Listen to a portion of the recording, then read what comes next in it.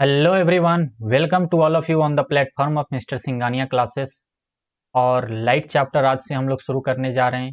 एक बहुत ही बेहतरीन chapter, easy chapter, scoring chapter, लेकिन कंसेप्चुअल चैप्टर। ठीक है ना? मैंने क्या कहा? इजी चैप्टर है, स्कोरिंग भी है, लेकिन कंसेप्चुअल है। काफ़ी कंसेप्ट इसमें हैं। अगर आप उन कंसेप्ट्स को अच्छे से कर लेते हैं तो इस चैप्टर में आप फुल में से फुल मार्क्स प्राप्त कर सकते हैं। ठीक है ना? तो इस चैप्टर को शुरू से लेकर लास्ट तक काफी अच्छे से पढ़ना है। सब कुछ समझ में आसानी से आता जाएगा, क्योंकि इजी चैप्टर है। तो इजी है तो आसानी से सारी बातें समझ में आएंगी। लेकिन अगर सारी बातें क्लियर नहीं हुई, सारी कंसेप्ट क्लियर नहीं हुए, तो लाइट चैप्टर के क्वेश्चंस में आप फंस सकते हैं। कई बार लाइट चैप्टर के 2-3 कंसेप्ट को मिलाकर एक क्वेश्चन बनाया जाता है।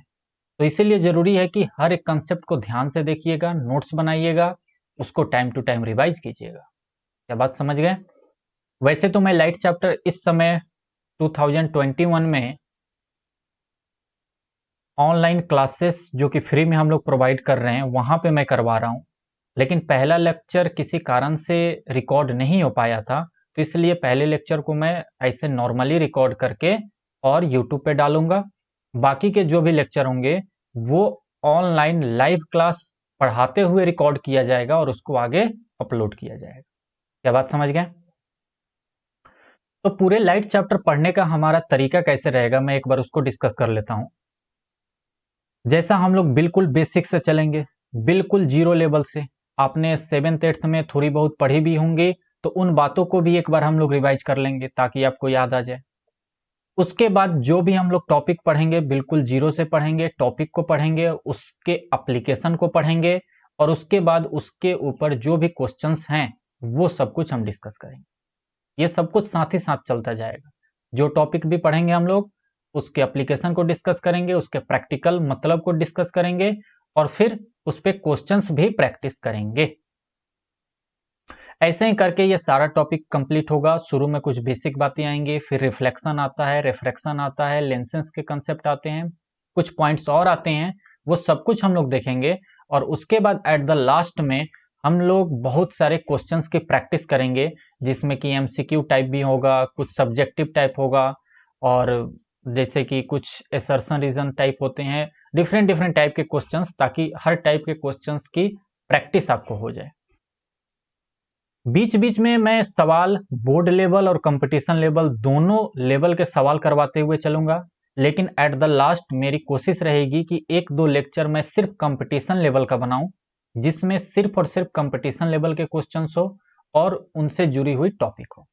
तो ये मैं लास्ट तक देखूंगा, कोशिश करूंगा कि उस समय तक मुझे टाइम मिला और आप लोगों ने अगर रिस्पॉन्स किया तो मैं उस पर जरूर वीडियो बनाऊंगा, सिर्फ और सिर्फ कंपटीशन के लिए, जो कि आपके स्कॉलरशिप एग्जाम में भी मदद करेगा। क्या बात समझ गए आप लोग? तो कमेंट में हमें जरूर बताइएगा कि आप लोगों को एट द लास्ट वो चाहिए या नहीं चाहिए। फिलहाल तो अभी हम लोग लाइट चैप्टर शुरू करते हैं। बहुत ही मजेदार चैप्टर है, इजी चैप्टर है।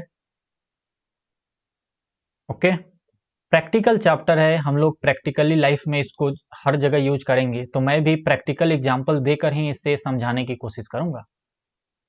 देखिए, लाइट की हम लोग सबसे पहले 2 डेफिनेशन बात करते हैं। पहले दूसरे डेफिनेशन को देखिए, ये ज्यादा इजी है और समझने में आसानी है। कह रहा है कि light is a form of energy. Light जो होता है एनर्जी का एक फॉर्म होता है। ये बात तो प्रैक्टिकली भी हम लोग जानते हैं। अगर हम लोग धूप में जाते हैं तो हमारे स्किन पे बिल्कुल हीटअप की तरीके आती है। धूप जो है सो हम लोगों को परेशान करती है।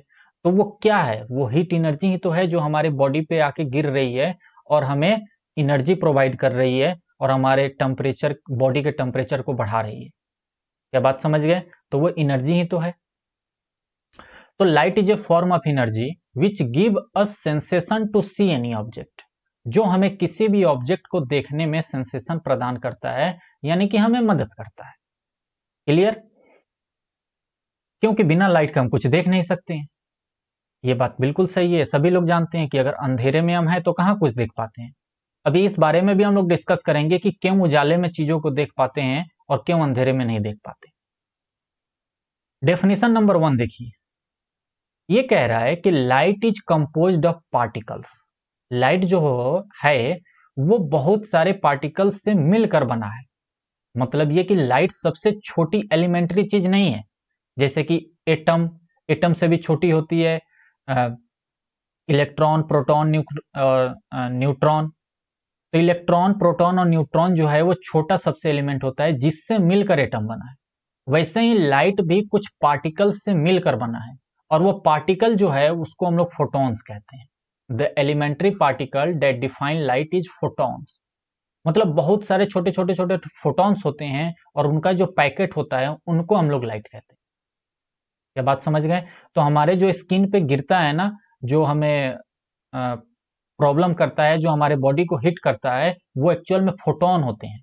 वो फोटॉन है जो कि बहुत सारे फोटॉन मिलकर लाइट का रेज बनते हैं और वो हमारे बॉडी पे गिरती है। तो हम क्या करते हैं, हम कोई पेड़ रोड के नीचे देखते हैं कि बाहर हैं, तो हम सोचते हैं कि भैया कहीं से पेड़ मिल जाए, पेड़ दिख जाए हमें, तो हम उसके नीचे बैठकर थोड़ा सा आराम कर लें। तो इसीलिए पेड़ लगाने भी बहुत ज़्यादा ज़रूरी है। हर साल 1-2 पेड़ जरूर लगाइए अपने आसपास। तो लाइट जो है ये छोटे छोटे पार्टिकल से मिलकर बना है, फोटॉन से मिलकर बना है, जो कि स्ट्रेट लाइन में ट्रेवल करता है वेरी हाई स्पीड के साथ। हमेशा लाइट स्ट्रेट लाइन में ही ट्रेवल करेगी और इसकी स्पीड बहुत ज्यादा होती है। कितनी होती है ये बात सभी लोग जानते हैं कि light travel in straight line with speed of 3 into 10⁸ metre per second. सोचिए कितनी स्पीड है, 1 सेकेंड में 3 इंटू 10⁸ मीटर चली जा रही है। बहुत ज्यादा स्पीड होती है। पहला पॉइंट है light is not visible in itself. इस पॉइंट को मैं थोड़ी देर के बाद डिस्कस करूंगा, 5 मिनट के बाद आपको यह पॉइंट अच्छे से समझ में आएगा। फिलहाल इस पॉइंट को अभी यहीं पर रोकते हैं। अच्छा, एक बात यह भी कही जाती है कि लाइट जो होता है वो इलेक्ट्रोमैग्नेटिक रेडिएशन का फॉर्म होता है। अब आपके सवाल ये होंगे कि इलेक्ट्रोमैग्नेटिक रेडिएशन क्या होता है? तो एक्चुअल में इलेक्ट्रोमैग्नेटिक रेडिएशन आप ज्यादा डिटेल में पढ़ेंगे जब आप 11th 12th में चले जाएंगे। फिलहाल इतना समझिए कि कुछ ऐसे रेडिएशंस होते हैं जो कि जिनकी स्पीड बहुत ज्यादा होती है, जिनको कि किसी मीडियम की रिक्वायरमेंट नहीं होती है ट्रेवल करने के लिए। जैसे साउंड एनर्जी को एयर चाहिए ट्रेवल करने के लिए, एयर के पार्टिकल के साथ बॉन्ड एक दूसरे को धक्का दे देकर एक जगह से दूसरी जगह पहुंचते हैं। लेकिन लाइट को ऐसी किसी चीज की जरूरत नहीं है, या किसी इलेक्ट्रोमैग्नेटिक रेडिएशन को ऐसी चीज की जरूरत नहीं है, वो वैक्यूम में भी ट्रेवल करेगा। क्या बात क्लियर है? तो लाइट जो है इसको किसी मीडियम की आवश्यकता नहीं है, ये वैक्यूम में भी ट्रेवल करेगा। तो ये इलेक्ट्रोमैग्नेटिक रेडिएशन होता है। इसको मैं मैग्नेटिक चैप्टर में अच्छे से समझा दूंगा, क्योंकि ये इलेक्ट्रोमैग्नेटिक जो है वो इलेक्ट्रो और मैग्नेटिक 2 टर्म से मिलकर बना है। ठीक है ना? तो 2 टर्म से मिलकर बना है। तो आपको इलेक्ट्रोस्टैटिक की अच्छी जानकारी होनी चाहिए और मैग्नेटिक की अच्छी जानकारी होनी चाहिए, तब इसके बारे में आप डिटेल में पढ़ोगे। इलेक्ट्रोमैग्नेटिक रेडिएशन के कुछ एग्जांपल, जैसे एक्सरे करवाने हम जाते हैं तो जो एक्सरेज गिरती है वो है गामा रेज है, ये लाइट है, ये सारे के सारे इलेक्ट्रोमैग्नेटिक रेडिएशन ही होते हैं। फिलहाल अभी इतना ही रखते हैं, बाद में कभी हम लोग अच्छे से डिस्कस करेंगे। एक सवाल है कि why we see any object. हम किसी भी ऑब्जेक्ट को क्यों देखते हैं? What is the reason? अब तो आप ऐसे नॉर्मली पूछो तो हम कहेंगे कि लाइट है तो हम देखते हैं, उजाला है हमने उस ऑब्जेक्ट को देख लिया। लेकिन क्यों? इसके पीछे का रीजन क्या है? तो इसके पीछे का रीजन है रिफ्लेक्शन। ये जैसे देखिए, मान के चलिए ये सन है या कोई इलेक्ट्रिक बल्ब है, और ये आपका ऑब्जेक्ट है, और ये हैं आप। ओके, ये आपकी आंखें, ये आपका मुंह। चलिए, अब सन से जो लाइट गिरेगी इस ऑब्जेक्ट पे, यहां से रिफ्लेक्ट होकर हमारी आंखों में आएगी। इसी कारण से हम इस ऑब्जेक्ट को देख पाएंगे। यानी कि कोई भी ऑब्जेक्ट हमें तभी दिखाई देगा जब लाइट उसके ऊपर गिरे और वहां से रिफ्लेक्ट होकर हमारी आंखों में आए, तभी हम उस ऑब्जेक्ट को देख पाएंगे। क्या मेरी बात समझ गए? लाइट इस ऑब्जेक्ट पर गिरेगी, यहां से रिफ्लेक्ट होगी और हमारी आंखों में आएगी, तभी हम इस ऑब्जेक्ट को देख पाएंगे। अब इस ऑब्जेक्ट से लाइट आ रही है हमारी आंखों में, जो कि कहीं से आई है और रिफ्लेक्ट होकर हमारे पास आ रही है। इसीलिए हम लोग अंधेरे में कुछ नहीं देख पाते हैं, क्योंकि अगर एक कमरा है जिसमें कि पूरा अंधेरा है और ऑब्जेक्ट रखा हुआ है, आप हैं यहां, तो आप इस ऑब्जेक्ट को नहीं देख पाएंगे, क्योंकि कोई लाइट है ही नहीं जो इस पे रिफ्लेक्ट हो और आपकी आंखों में आए। ऐसी कोई लाइट यहां नहीं है, इस कारण से इस ऑब्जेक्ट को हम लोग नहीं देख पाते। तो जस्ट साइंटिफिक टर्म कि हम किसी ऑब्जेक्ट को क्यों नहीं देख पाते हैं। बाकी तो हम लोग खुद समझदार हैं, जानते हैं लाइट नहीं है तो नहीं देख पाएंगे, लाइट है तो देख पाएंगे। लेकिन उसके पीछे का लॉजिक ये होता है कि रिफ्लेक्शन के कारण ये चीजें होती हैं। तो देखिए यही बात मैंने यहां पर लिखी है कि we see any object due to the reflection of light. ठीक है ना, जब सनलाइट या बल्ब की लाइट ऑब्जेक्ट के ऊपर गिरेगी, रिफ्लेक्ट होकर हमारी आंखों में आएगी, तो हम किसी ऑब्जेक्ट को देख पाएंगे। और हम किसी ऑब्जेक्ट को डार्क एरिया या रूम में नहीं देख पाएंगे, क्योंकि कोई भी लाइट उस डार्क एरिया के ऑब्जेक्ट से रिफ्लेक्ट होकर हमारी आंखों में नहीं आती है। ठीक है ना, तो ये दोनों बातें यहां पर लिखी गई हैं कि अगर ये डार्क एरिया में ऑब्जेक्ट रखा है तो इसके ऊपर कोई लाइट गिरेगी ही नहीं और गिर के हमारी आंखों में आएगी ही नहीं। ठीक है, तो हमारी जब आंखों में नहीं आएगी तो हम इस ऑब्जेक्ट को नहीं देख पाएंगे। Okay, clear? आगे चलें, नोट कर लीजिए, ये वीडियो को रोक के ये सारी बातें लिख लीजिए। आगे चलते हैं। एक बेहतरीन बात, देखिए जैसे एक कंडीशन हम लोग लेते हैं, जैसे मान के चलिए ये आपका घर है, ठीक है ना, ये आपका रूम है। कंडीशन हम लोग ले रहे हैं और आप यहाँ पे रात का समय है, आपने अपने बल्ब और सब कुछ बंद कर दिया और बैठे हैं खिड़की के पास। यहाँ खिड़की है आपकी और ये आपके पड़ोसी का घर है, कुछ दूरी पर है, 20-25 मीटर 30 मीटर की दूरी पर है। पड़ोसी ने अपना बल्ब जला रखा है, मतलब वहां लाइट है, वहां बहुत सारे ऑब्जेक्ट भी रखे हुए हैं। ठीक है ना, बहुत सारी चीजें वहां पर रखी हुई हैं। ये मतलब लाइट है यहाँ पे और यहाँ पे जो है सो डार्क है। इस कमरे में लाइट है, यहाँ पे ये खिड़की है जो कि खुला है, तो यहां से आप इस खिड़की के अंदर देख पाओगे। इस खिड़की के अंदर कौन कौन से ऑब्जेक्ट रखे हैं ये भी आप देख पाओगे। क्यों? क्योंकि यहां पे लाइट है, जबकि आपके पास लाइट नहीं है। आपके पास लाइट नहीं है, आप अंधेरे में हैं, लेकिन यहां पे लाइट है, फिर भी आप देख पाते हैं। क्यों? क्योंकि यहां से क्या हो रहा होगा एक्चुअल में कि यहां से लाइट यहां गिरी ऑब्जेक्ट पे और रिफ्लेक्ट होकर हमारी आंखों में आई, तो इस कारण से हम इस ऑब्जेक्ट को देख रहे हैं। लेकिन हमारे कमरे में जो भी ऑब्जेक्ट रखा होगा वो यहां का कोई पर्सन नहीं देख पाएगा, क्योंकि हमारे पास या हमारे पास रखे हुए ऑब्जेक्ट पे कोई लाइट नहीं गिर रही है और रिफ्लेक्ट होकर इन महाशय की आंखों में नहीं जा रही। क्या बात समझ गए? ये बात समझ में आ जानी चाहिए, यही बात मैंने यहां लिखी हुई है। अब देखिए यहां से एक बहुत बेहतरीन कंसेप्ट निकलता है, एक बहुत ही अच्छी बात निकलती है जिसको कि हम लोग डिस्कस कर रहे हैं। क्वेश्चन ये है कि why path of light is dark. मैं दो एग्जांपल देकर समझाता हूं कि मैं कहना क्या चाह रहा हूं। ये जैसे आपका सन है और ये आपका अर्थ है। सन से लाइट आई, अच्छा अर्थ के पास एटमॉस्फेयर कहां तक होता है? कुछ ही किलोमीटर तक तो होते हैं। उसके बाद तो ये सारा इलाका जो है, ये सारा इलाका ये वैक्यूम होता है, हाँ या ना? कुछ नहीं होता, बिल्कुल खाली इलाका है, ये वैक्यूम होता है। अब सन से लाइट आई, हमारे अर्थ पे गिरी।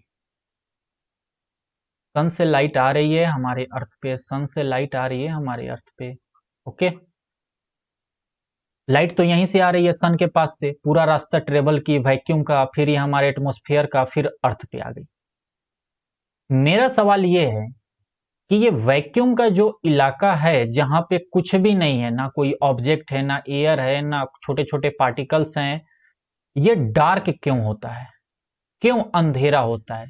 आप लोगों ने मूवी में देखे होंगे, पिक्चर में देखे होंगे, कई जगह दिखाए जाते हैं कि अगर अंतरिक्ष का सीन दिखाया जाता है तो अंधेरा दिखाया जाता है।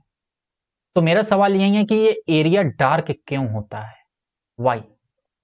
जबकि हमारे एटमॉस्फेयर में जब लाइट आ जाती है तब उसके बाद उजाला हो जाता है, तब हमें लाइट दिखती है पूरी। लेकिन यहाँ पे ये अंधेरा क्यों है? या ये जो कमरे की हम बात कर रहे थे, इस कमरे में लाइट जल रही थी तो खिड़की से ज्यादा यहां तक लाइट की रोशनी आती है, और यहां तक कि अगर कोई पेड़ ओड़ लगे होंगे यहाँ पे तो वो दिख जाएगा। लेकिन यहाँ पे अगर कोई पेड़ होगा मेरे घर के पास तो ये नहीं दिखेगा, मतलब लाइट यहां तक नहीं आ रही है। लेकिन फिर भी ये पाथ डार्क है, इसका मतलब यही है ना कि ये पाथ डार्क है। इस पाथ के पास कोई लाइट नहीं है, इस दूरी में कोई भी लाइट नहीं है, इतनी दूरी में ये पूरा डार्क है। तो जब ये डार्क है पूरा एरिया, फिर भी यहां से लाइट तो पास हो रही है ना, तभी तो हमारी आंखों में आ रही है। तो लाइट पास हो रही है, यहां भी ये लाइट पास हो रही है, फिर भी ये इलाका अंधेरा क्यों है? यहां से लाइट पास तो हो रही है तो इसको उजाला होना चाहिए, लेकिन ये अंधेरा क्यों है? What is the reason behind this? तो इसके पीछे दो लॉजिक है, ठीक है ना? दोनों लॉजिक बहुत ध्यान से सुनिएगा, नोट्स बनाते समय लिख लीजिएगा। पहली बात कि यहां पे लाइट आ रही है, लाइट खुद में विजिबल नहीं होती है। ये पीछे मैंने पॉइंट लिखवाया था ना, light is not visible in itself. तो लाइट खुद में विजिबल नहीं होती है, इस कारण से ये यहां पे अपना खुद में विजिबल नहीं हो पाएगी, खुद में अपना जो उजाला है वो प्रकट नहीं कर पाएगी। दूसरी बात, यहां कोई ऑब्जेक्ट भी नहीं है।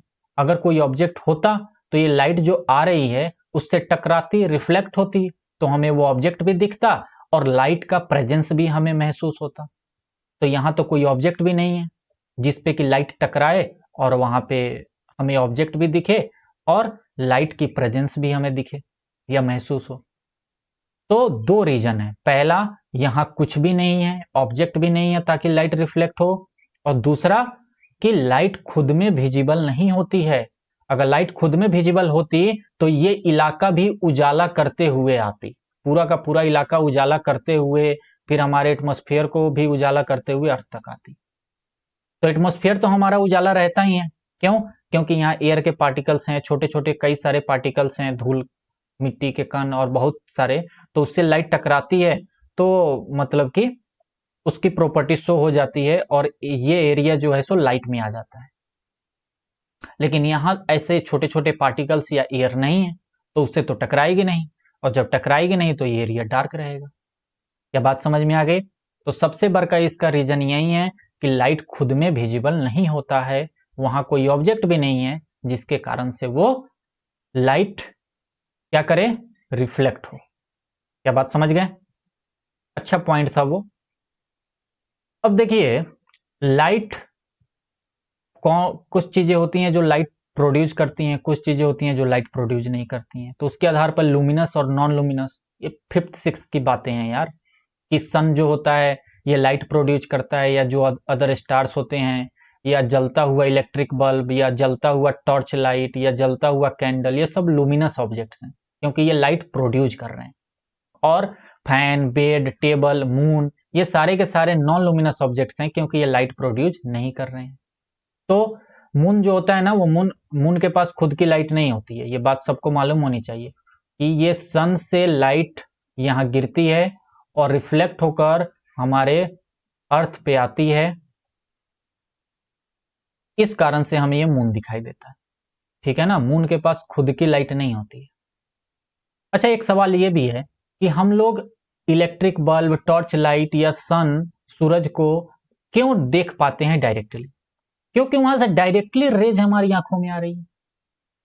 हम किसी लुमिनस ऑब्जेक्ट को इसलिए देख पाते हैं क्योंकि वहां से डायरेक्ट रेज हमारी आंखों में आती है। बात समझ गए? उसको कहीं रिफ्लेक्ट होने की जरूरत नहीं है, वहां से डायरेक्ट आ रही है। अगर मैं ये पोर्शन हटा दूं इतना, तो देखा जाए तो मून डायरेक्ट लाइट भेज रहा है ना, डायरेक्ट लाइट भेज रहा है अर्थ पे, लेकिन वो बात अलग है कि वो सन से लाइट लेकर रिफ्लेक्ट होकर हमारे पास भेज रहा है। तो ऐसे ही सन जो है डायरेक्ट हमारे पास लाइट भेज देती है, तो इस कारण से हमें ये सन भी दिखाई दे देता है। क्या बात समझ गए? और बाकी के जो भी लुमिनस ऑब्जेक्ट हैं वो भी दिखाई दे देता है। इतनी बात समझ में आ जानी चाहिए, यहां तक कोई दिक्कत नहीं होनी चाहिए। अब हम लोग आगे चलते हैं। तो देखिए हम लोग क्या क्या पढ़ने वाले हैं इस कोर्स में। पूरे कोर्स में हम लोग अभी तो बहुत बेसिक बेसिक कुछ टर्म्स पढ़ेंगे, उसके बाद हम लोग रिफ्लेक्शन भी पढ़ेंगे, इमेज पढ़ेंगे, फिर उसके बाद वो जो स्पेरिकल मिरर के जो भी टर्म्स होते हैं वो सारी चीजें पढ़ेंगे, रिफ्रैक्शन पढ़ेंगे, लेंसेज के कंसेप्ट पढ़ेंगे, डिफ्रैक्शन का सिर्फ हम लोग अभी छोटा सा डेफिनेशन देखेंगे। इंटरफेरेंस और पोलराइजेशन ये 11th-12th में होता है, तो इसको यहाँ पे नहीं पढ़ेंगे। इसके अलावा कुछ और कंसेप्ट होते हैं, मिराज का कंसेप्ट होता है, रेनबो का कंसेप्ट होता है, ये सब कुछ जो भी है वो सब कुछ हम लोग एक एक करके पढ़ेंगे। तो सबसे पहले हम लोग शुरू करते हैं रिफ्लेक्शन।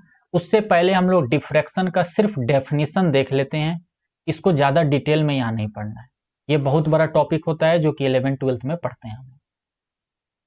इसका डेफिनेशन बस इतना होता है कि when any tiny objects come in the path of light, जैसे ये लाइट है स्ट्रेट लाइन में चल रही है, अब यहां पे कोई छोटी सी पार्टिकल्स आ गए, तो क्या होगा, जैसे ही ये छोटा सा पार्टिकल्स यहां आएगा तो लाइट यहां से बेंड हो जाएगी। तो इसी इफेक्ट को हम लोग डिफ्रैक्शन कहते हैं। बस इससे ज्यादा यहां पे मत जानिए, आगे नहीं होगा तो मैं और डिटेल में कुछ समझाने की कोशिश करूंगा। हालांकि ये मेन रूप से 11th-12th में पढ़ा जाता है, 12th में पढ़ा जाता है। तो अभी बस इतना समझिए कि डिफ्रैक्शन कोई पूछे तो आप बस इतना बता देना, आपके लेवल का इतना ही है। अब चलिए, अब हम लोग बात करते हैं रिफ्लेक्शन से। यहां से हम लोगों का मेन टॉपिक शुरू होता है। देखिए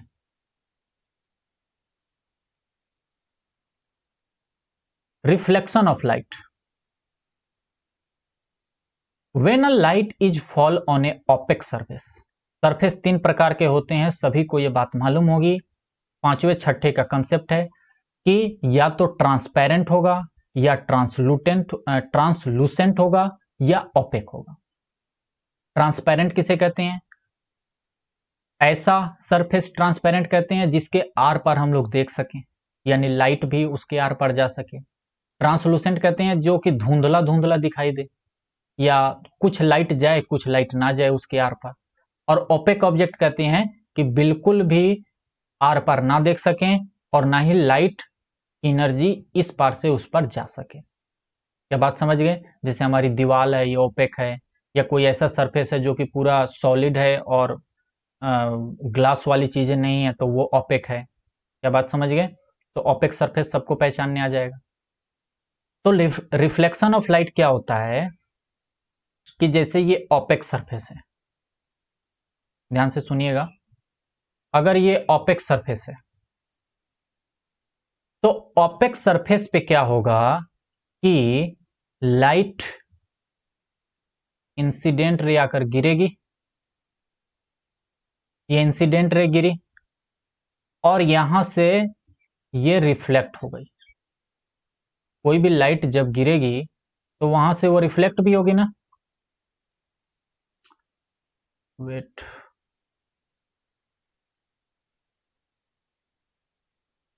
इस सरफेस पर गिरी तो चूंकि ओपेक है तो इधर तो जाएगी नहीं, इधर जाएगी नहीं, तो ये यहां से रिफ्लेक्ट हो जाएगी।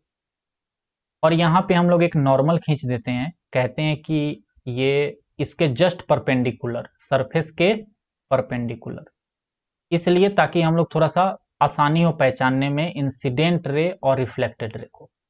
ये लाइट गिरी, इसको इंसिडेंट रे बोलते हैं। इस लाइट जो कि सरफेस पे आके गिर रही है इसको इंसिडेंट रे बोलते हैं, और जो लाइट यहां से जा रही है इसको रिफ्लेक्टेड रे बोलते हैं, और इसको हम लोग नॉर्मल बोलते हैं। N is the normal. अभी आगे ये टर्म्स आएंगे। तो रिफ्लेक्शन ऑफ लाइट कहता है कि जब light is fall on a opaque surface then it return in the same medium after colliding. Collide यहां हुई और उसके बाद सेम मीडियम में रिफ्लेक्ट हो गई, तो इसको हम लोग कहेंगे कि दिस इज द रिफ्लेक्शन। यहां से क्या हुआ, सेम मीडियम में रिटर्न हो गया। सेम मीडियम का मतलब क्या है कि जैसे हम लोग एयर में ये सब काम कर रहे हैं तो एयर में ही रिफ्लेक्ट हो गया। ऐसा नहीं है कि इंसिडेंट रे एयर में आई और रिफ्लेक्टेड रे जो है सो पानी में चली गई, दूसरे मीडियम में चली गई, ऐसा नहीं। वो कंसेप्ट हम लोग आगे पढ़ेंगे। अभी क्या है कि जिस मीडियम में इंसिडेंट रे है उसी मीडियम में रिफ्लेक्टेड रे है। अच्छा, ये जो रिफ्लेक्शन है ये ऐसे ही नहीं हो जाता है, बल्कि ये दो नियम को फॉलो करते हुए होता है। ये दो नियम को फॉलो करता है जिसको हम लोग कहते हैं laws of reflection of light. दो नियम क्या क्या है, ध्यान से सुनिए। पहला नियम कि ये जो इंसिडेंट रे है और ये जो रिफ्लेक्टेड रे है और ये नॉर्मल नॉर्मल जो हम की एक इमेजिनरी लाइन एक खींचते हैं नॉर्मल, और इसको कहते हैं पॉइंट ऑफ इंसिडेंस, मतलब जहां पर ये सब कुछ मिल रहा है, ये सब कुछ एक ही प्लेन में होना चाहिए। क्या मतलब एक ही प्लेन में होना चाहिए, समझिए। जैसे मान के चलिए ये आपका एक, मैं 3D बना रहा हूं, एक 3D ऑब्जेक्ट बना रहा हूं। प्लेन में समझाने की कोशिश कर रहा हूं, ध्यान से देखिए। जैसे एक्स एक्सिस और वाई एक्सिस आप लोगों ने देखे होंगे, तो ये क्या है, ये एक प्लेन है, एक्स और वाई का प्लेन है, ठीक है ना। एक्स और वाई का प्लेन है। हम लोग जो भी एरिया निकालते हैं रेक्टेंगल का, स्क्वायर का, ठीक है ना, सर्कल का, वो क्या है, वो एरिया निकालते हैं एक प्लेन का, एक प्लेन का निकालते हैं कि इस प्लेन का हम लोग निकाल रहे हैं। जैसे ये पीछे वाली जो पार्ट है ये एक अलग प्लेन है, ये पीछे वाला, सबसे पीछे वाला जो है ये एक अलग प्लेन है, ओके। और ये जो सबसे बाएं साइड है ये एक अलग प्लेन है, ये जो सबसे बाएं साइड आपको दिख रहा है ये एक अलग प्लेन है। ये जो सबसे दाहिने साइड दिख रहा है ये भी एक अलग प्लेन है, ये भी एक अलग प्लेन है।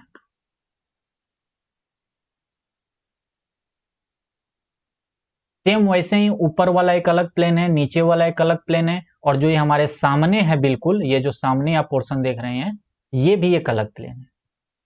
तो कहने का मतलब ये है कि जो यहां पे काम होगा, जो रिफ्लेक्शन में होगा, वो सब कुछ एक ही प्लेन में होगा। ऐसा नहीं होगा कि इंसिडेंट रे इधर दाहिने तरफ से आई, ठीक है ना, और यहां पे गिरी, और ये बाएं तरफ से आई, सॉरी, ये बाएं तरफ से आई और यहां गिरी और ये दाहिने तरफ से निकल गई, ठीक है ना, या इधर से निकल गई, पीछे के रास्ते से निकल गई, या सामने के रास्ते से निकल गई। ऐसा नहीं होगा, ये अलग प्लेन में नहीं जाएगा, 3D नहीं करेगा। क्या करेगा, सेम प्लेन में सारा काम होगा।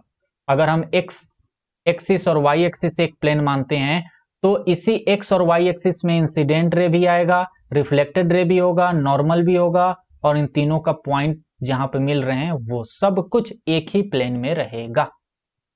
बात समझ गए। तो वहीं ये बात लिखी गई जाएगी आगे।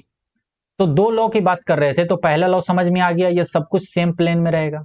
और दूसरा लॉ कि ये जो एंगल है इंसिडेंट रे और नॉर्मल के बीच का, इसको कहते हैं एंगल ऑफ इंसिडेंट, और नॉर्मल और रिफ्लेक्टेड रे के बीच के एंगल को कहते हैं angle of reflected, angle of reflection.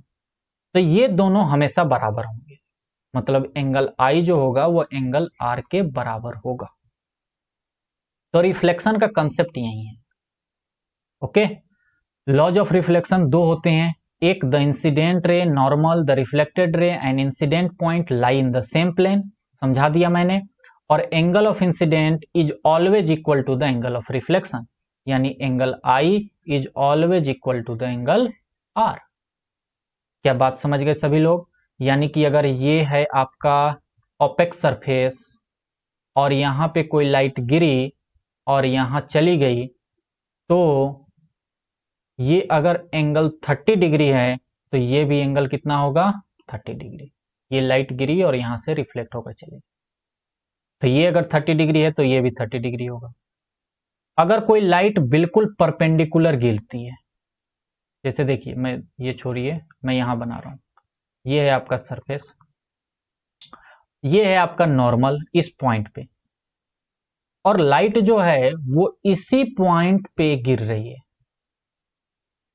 तो बताइए इंसिडेंट रे और नॉर्मल के बीच का एंगल कितना हुआ, मतलब एंगल आई कितना हो गया 0 डिग्री, तो रिटर्न भी कितना करेगा 0 डिग्री पर ही, मतलब एंगल आर भी कितना होगा 0 डिग्री, तो लाइट भी इसी सेम पाथ पर रिटर्न भी हो जाएगी, इसी पाथ पर आएगी और इसी पाथ पे चली भी जाएगी। तो ये बात भी समझने के लिए है कि लाइट नॉर्मल से जितना एंगल बनाते हुए आएगी, रिफ्लेक्ट भी नॉर्मल से उतना ही एंगल बनाते हुए जाएगी। क्या बात समझ गए सभी लोग? तो आज हम लोग इतना ही रखते हैं। नेक्स्ट क्लास में हम लोग रेगुलर, नॉन रेगुलर, उसके बाद कन्वर्जेंट, डाइवर्जेंट और इमेज, फिर उसके बाद मिरर्स जैसे स्पेरिकल मिरर और भी कई तरीके की चीजें होती हैं, वो सारी चीजें, और ये सारी चीजें हम लोग नेक्स्ट क्लास से शुरू करेंगे और नेक्स्ट क्लास से सारी बातें समझना, टॉपिक में आगे बढ़ना शुरू हो जाएंगे, जो कि लाइव क्लास होगी और लाइव क्लास ही रिकॉर्ड करके आगे डाली जाएंगी। तो अगर आप भी हमारे साथ लाइव क्लास में जुड़ना चाहते हैं तो आपको क्या करना होगा, 2021-22 के स्टूडेंट्स हैं अगर आप लाइव क्लास में जुड़ना चाहते हैं, 10th अगर आपको 22 में देना है, तो आप क्या कीजिए 9798923012 पे हमें व्हाट्सएप मैसेज कीजिए, आपको ग्रुप में ऐड कर दिया जाएगा और जब भी लाइव क्लास होगी तो वहां पे लिंक आपको भेजा जाएगा, जो कि जूम ऐप पे क्लास होती है। क्या बात समझ गए? और वो सारी क्लासेस रिकॉर्ड करके फिर इसी यूट्यूब पे डाली जाती हैं ताकि आप फ्यूचर में भी रिवाइज कर सकें। ओके, तो मिलते हैं हम लोग नेक्स्ट क्लास में। यहां तक बातें समझ में आ गई होंगी आई थिंक। ओके,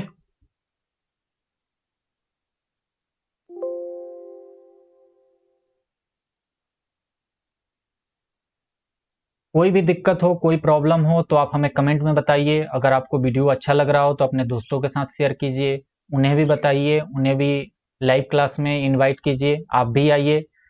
वहां पे हम लोग बहुत सारी डिस्कशन करते हुए पढ़ते हैं और अच्छे से पढ़ते हैं ताकि आपको जो भी प्रॉब्लम होगी एट द स्पॉट आप उसको क्लियर कर लेंगे। उसके बाद और भी बहुत सारी चीजें वहां पे हम लोग कराते हैं जो कि आपको फायदा देगा।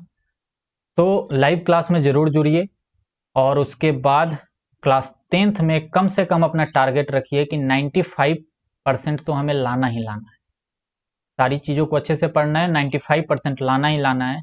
तो 11th-12th में क्या होगा ना, आपको बहुत कॉन्फिडेंस मिलेगा। 11th-12th में आप वीक नहीं रहोगे, काफी आप स्ट्रांग रहोगे, आपकी जो बेसिक है, जो बैकग्राउंड है वो काफी अच्छा बना रहेगा। तो इसीलिए 10th में मेहनत की जरूरत होती है, 10th में बहुत मेहनत कीजिए ताकि 11th में आपको उतनी ज्यादा मेहनत ना करनी पड़े, वरना 11th में आपको बहुत मेहनत करनी पड़ेगी, जस्ट डबल। अगर यहाँ पर डे 4 घंटे नहीं पढ़ते हैं तो यकीन मानिए 11th में जाकर आपको पर डे 8 घंटा पढ़ना होगा टॉप में रहने के लिए। बात समझ गए ना? तो इससे अच्छा है कि अभी 4 घंटा पढ़ लो, तो 11th में भी 4 से 5 घंटा पढ़ोगे, आपका काम खत्म हो जाएगा, क्योंकि आपकी बेसिक और बेसिक नॉलेज क्लियर हो जाएंगे। वो कहते हैं ना कि जिस घर की नींव मजबूत हो वो घर हमेशा सही सलामत रहेगा। तो ये 9th और 10th एक्चुअल में नींव ही होती है, बाकी 11th-12th में तो बिल्कुल फास्ट अप फास्ट चलता है। चलिए फिर हम लोग मिलते हैं नेक्स्ट क्लास में, तब तक के लिए बाय, जय हिंद।